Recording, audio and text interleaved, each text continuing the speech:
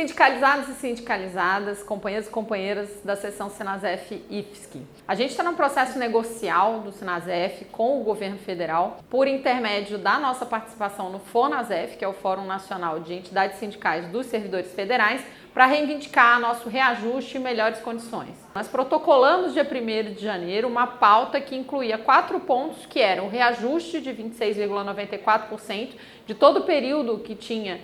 congelamento de salários para todos os servidores, a equiparação dos benefícios de vale alimentação, creche e saúde com o judiciário legislativo, a instalação das mesas setoriais e a revogação de várias medidas inconstitucionais, ilegais e autoritárias do governo Bolsonaro. Essa mesa foi instalada num evento com a presença de 9 ministros de Estado, mais a representação da Secretaria de Gestão de Pessoas, e a gente tem tentado melhorar a proposta. O governo no primeiro dia fez simulações de 7,8% para reajuste em março, 8,5% em abril e 9% em maio. A gente desenvolveu uma série de conversas, mas tem acontecido de maneira bem truncada esse debate. Nós tentamos pressionar o governo para que ele pudesse, pelo menos, retirar do montante que está disponível na lei orçamentária de 11,2 bilhões para reajuste linear, o valor que está sendo proposto para reajustar o vale alimentação. Infelizmente não foi possível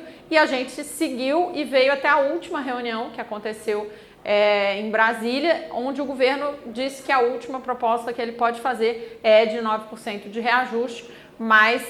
os R$200, que é o correspondente a 43% de reajuste no vale alimentação. Houve uma plenária nacional do Sinasef, onde essa proposta ainda não tinha sido formalizada, mas estava sendo aventada, e a plenária autorizou a direção nacional a se posicionar em relação à melhor proposta, sabendo que o debate vai continuar depois em relação a todas as perdas históricas e outras questões de carreira, database, para 2024. Nesse sentido, recentemente, a direção do Sinasef, ao ter a proposta formalizada, fez uma votação e com um único voto contrário,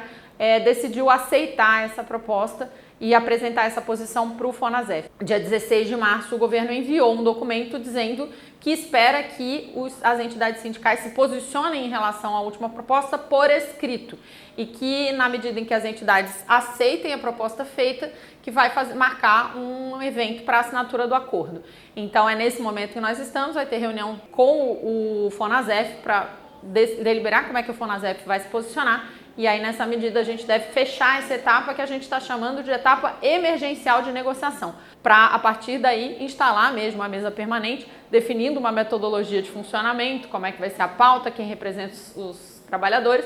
e aí a gente realmente começar a discutir 2024. E por último, é importante dizer que o FONASEF já deixou registrado junto ao governo que quer participar do debate sobre a Lei de Diretrizes Orçamentárias, sobre o Plano Plurianual e sobre a proposta de ajuste fiscal que vai substituir a Emenda Constitucional 95. O governo não se posicionou exatamente em relação a isso, disse que em relação ao ajuste fiscal não seria possível, mas de qualquer jeito a gente entende que os servidores e servidoras têm que intervir nesse processo, porque a nossa remuneração e as nossas condições de trabalho vão sofrer a partir do que for debatido. Por último mesmo, o governo disse que para poder implementar esse reajuste de 9% de R$200, ele precisa aprovar um PLN que altere a Lei de Orçamento Anual do ano passado numa sessão única do Congresso, para poder alterar, porque faltam 200 milhões no limite de despesas financeiras, que é de 800 e poucos bilhões,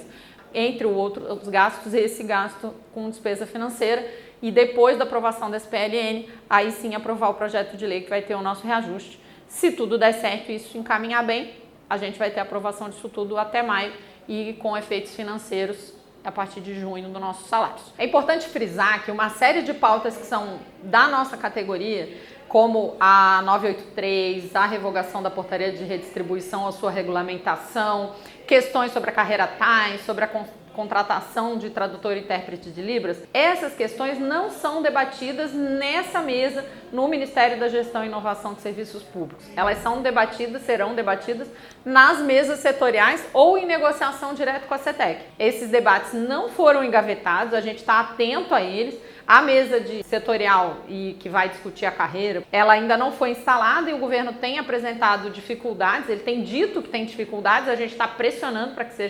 sejam instaladas as mesas setoriais. E por outro lado, na CETEC a gente fez várias visitas, apresentou a pauta unificada, que inclui todos esses pontos que tem mais a ver com o encaminhamento propriamente da alteração das nossas condições de trabalho no âmbito da CETEC, e isso está sendo feito.